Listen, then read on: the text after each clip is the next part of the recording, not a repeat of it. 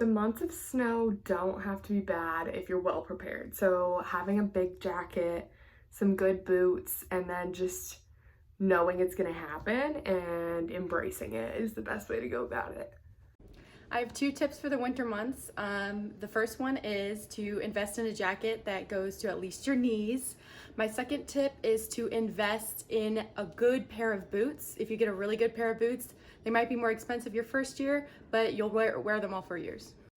My biggest tip for the winter would have to be layering. I didn't know how to layer before I got here just because I'm from Texas and like there's no point in layering in Texas. So just definitely like layering and also just stocking up on some good, nice winter coats before you come to campus. Two things I would suggest are first to find a blanket that's going to keep you warm, and second would be to find activities that you like inside. I've learned just because the weather isn't ideal doesn't mean you can't have fun. My tips for the winter month: do not walk on the ice and dress for utility, not for style. So especially going in between classes, sometimes your classes will be far away.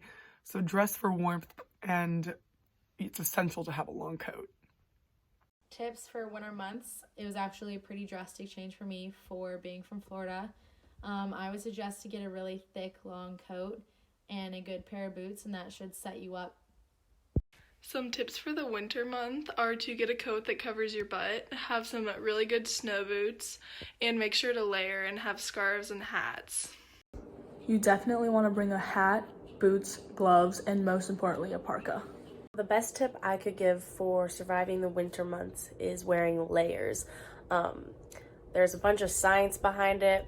Not a science major, so not sure what it is, but I know from experience that it works, and the more layers, the warmer you'll be.